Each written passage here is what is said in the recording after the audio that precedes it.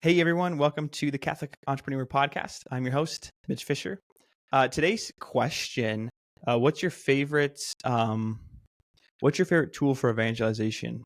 Think outside the box here. It could be anything. I'm going to leave it pretty broad, but it's going to lead into our guest today, Jacob Ciccarelli. He's the founder of Truthfully AI. I'm going to bring him in right now. Jacob, how are you doing? Hey, good. Is that better? Yeah, definitely. Yeah, sorry about that. We've got a new setup here and I've been using it over the course of the last 24 hours and Oh, nice. I'm having consistent issue with that audio. That's okay. Yeah. That's all right. I can hear you, see you great now, so it's good. That's a nice setup, though. Th- Are you doing a lot more video content in yeah, there? we're about to. Yeah. Very cool. Um, we actually want to paint this whole room black and do more of a podcast style, 3 to 4 Hmm. people having a conversation. Not quite like Pints with Aquinas, but something, maybe a little bit more like that. And is my audio good on your end? Yeah, everything sounds Oh, great. good. So, yeah, Nice. That's all we sweet. can ask for, right? Praise God. That's all we can ask for. Yeah, good. Why don't we start by, if you just want to introduce yourself and talk about a little bit about Truthfully, and we can dive in. So, where to begin? First off, I'm a Catholic father and husband. I live here in Charlotte, North Carolina. I've got an 8-year-old, 4-year-old, a 6-year-old, and a 2-year-old. I'm not sure why I did that way, but I've spent over a decade in software as a service, most recently as a VP of sales. And then God called me out of that to build what the world's getting to know as Truthfully. It's a Catholic AI mobile app that gives people accurate answers to any question they might have about the Catholic faith in just seconds. And we put it, and it's, yeah, and that's it. That's awesome. Yeah, I think that's beautiful. So, when did you start Truthfully? Yeah. I want the listeners to hear a little bit about kind of the origin story and how it all started. Yeah. So, my wife's a convert to the faith. So, I don't know about you, but I've, I've always found it to be, I didn't leave every conversation where there was an opportunity to evangelize the faith with a ton of confidence, or let alone going into some of those conversations as prepared as I would have liked to have been. And this year, my father had asked me to go on a curseal. I don't know if you know what a curseal is, but it's a Catholic. I don't actually know. I've heard the word, but Yeah, it's a phenomenal Catholic retreat. It's about 4 days. And they bucket the faith into piety, study, and action. And it really was an epiphany moment, just sitting there. A lot of prayer, a lot of contemplation, a lot of meditation. And there's Eucharistic adoration every day. You're going to mass, you're praying the rosary, all with a group of men. And just thinking about it just came to me clear as day. There isn't an app that helps us be the best evangelists that we could possibly be. So, and we just live in an age today where people want answers. They want them fast. They want them now. And is there? I couldn't get over this thought, which was, if there was a way to give people accurate answers to any question they could think of about the Catholic faith to people, and in the most charitable, respectful way possible, how would you do it? And the moment I got back from that retreat, it's one of those God things when you can't stop thinking about the idea. And I met with our co-founder and business partner, Zach, who is the godfather to our oldest child. And we started talking about this idea, and we said, we're going to go pursue this mission and figure it out. And as so many Catholic founders know, God just starts leading the way, and things start happening, led the right people, the people to build it, the people to fund it. And the next thing you know, you're just building a business. And it's really incredible how that all comes to fruition. We began that journey in January, and we launched our app live on the Feast of Doubting Thomas, which was July 3rd.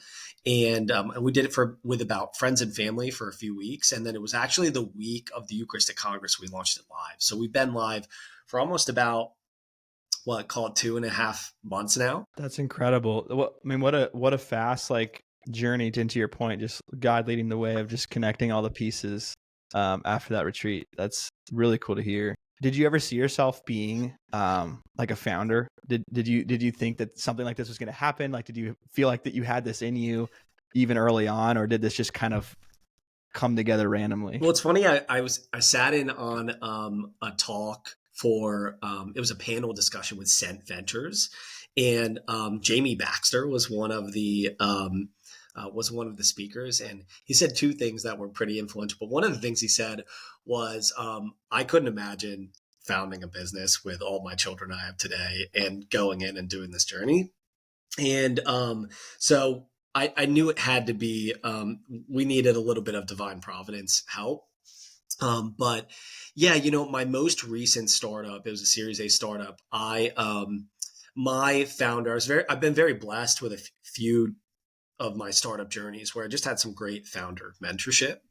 And the founder of my last company was actually quite younger than me, but he always told me in all of our one-on-ones and almost every interaction we had, he said, I could see you founding a company one day. I didn't know what that would ever look like and when that would ever happen. And honestly, it's really just, I take each day, every day at a time, especially having 4 kids. You never know what the next day is going to bring, but I'm certainly grateful to be here at this point. And I would, if you would have asked me a year ago if I was going to be founding a Catholic mobile app, I wouldn't have guessed it. It would have been on my bingo card. But yeah, I mean, God's just moved in incredible ways, and it's really been a testament to the Surrender Novena, which I didn't practice diligently until this year. And that really, man, I can't say enough about that prayer. And it's so top of mind for me because yesterday, Hallow, Jonathan Rumi spoke about the Surrender Novena, and it was epic. I probably sent it around to maybe about 20 people and said, you got to go listen to this. So, and I'm not a Hallow salesperson, I promise, but I do love Hallow. And yeah, I mean, it was so good. So anyway, yeah, let me take you out in left field, and I will. That's amazing. So tell me about what's been the biggest challenge, like starting this. I'm sure it's fresh in mind. Like, what has been the biggest thing you've had to overcome that you would like say to future founders, here's what I would have done instead, or here's what I learned from this so that you can avoid it? Yeah, it's really interesting. I was getting coffee with somebody the other day, and we were talking about knowing whether something's the right thing to do or not, and knowing, like, even if something's the right time for something, and doing that discernment.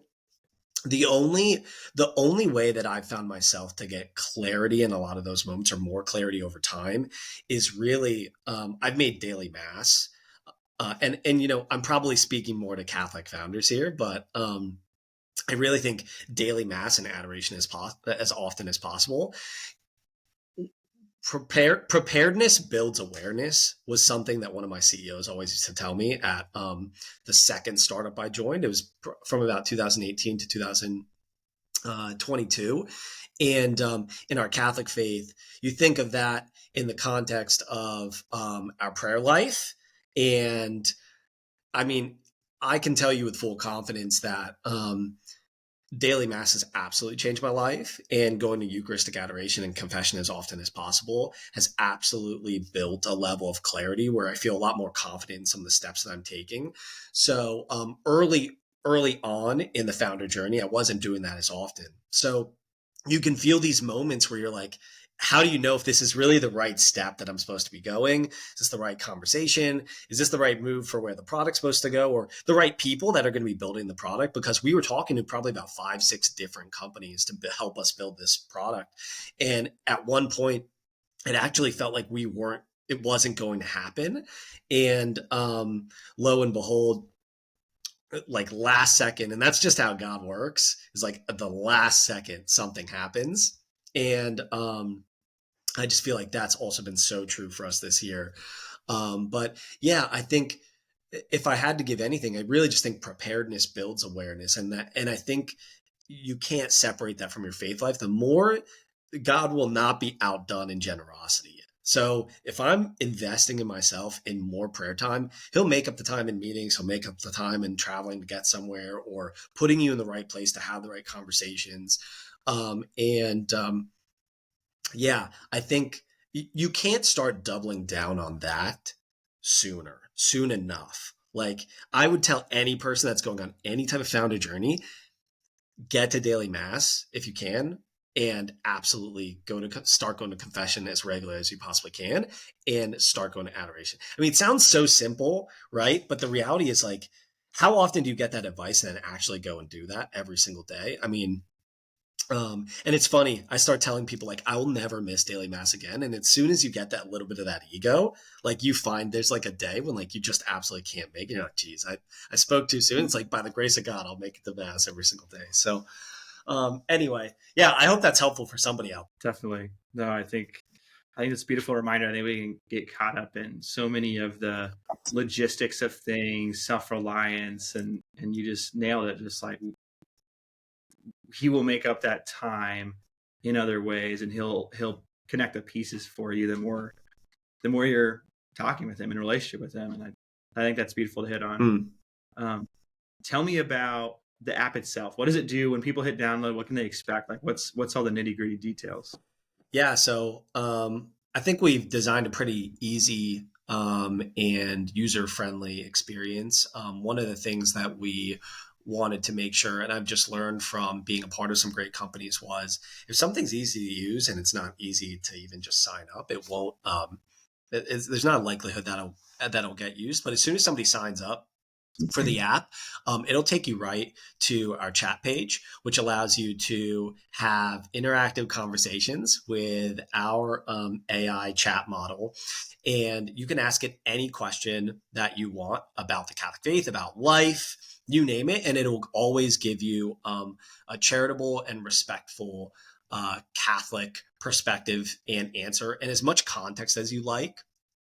So right away, you're getting to feel the power. And what's great is there's so many people that haven't been introduced to the power of AI yet. So I think right away, giving that, presenting people with that opportunity to experience it right when you get into the app was very intentional on our end. And we've gotten some great feedback on that. And ultimately, I feel that's where most people are going to get the majority of their value. We couple that with 2 additional sections in the app. One, we want to inspire people to go out and live the faith. So we created a daily inspiration section, and it's just short, bite-sized content. We really believe that short, bite-sized content and micro learning is the future. And we're seeing a lot of apps move that way, like Imprint. And so we give people a daily truth, why it matters, how to live and share it, and then an action. So like challenging them to go out and share and live the faith, which we felt like that was pretty unique. I'm not familiar with anybody quite doing it in the way that we're doing that. And then lastly, we've got a learn section that we're looking to build out with and build a course catalog over time where there's short, micro learning, bite-sized lessons where we take what can be rather complex topics and we break it down in the simplest way possible. The first one that we launched was Too Good to Be True. And it basically takes, how could I even believe God exists, to the Catholic Church is true. And once again, a lot of this context comes from my wife being a convert to the faith, and my business partner's wife being a convert to the faith. And when even just going through RCIA, some topics can be kind of overwhelming, the books that you get. And how could we get somebody from 0 to 100 in 30 minutes? And if there was a way to do it, could we possibly do it? And we're trying to push those limits.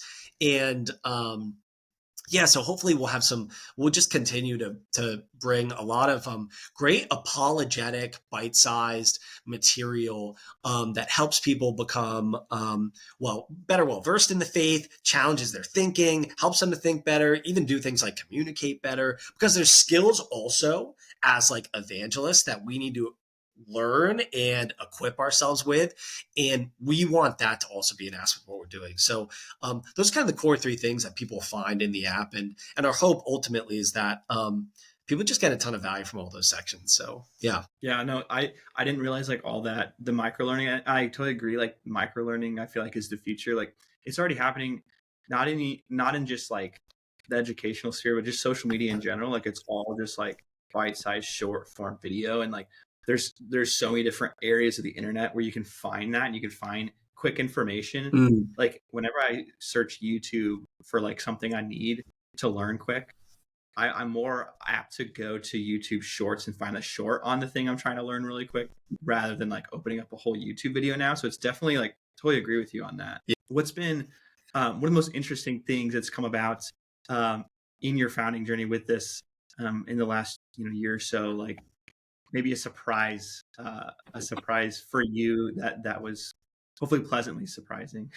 Yeah, by far the most interesting and pleasantly surprising would be that we've had a lot of people raise their hand that just say, I want to come and support this mission in any way I can help. So people from sales backgrounds, people from marketing backgrounds, people from social media management backgrounds. We've even had people from the product world say, hey, I'd love to like help design something for your app.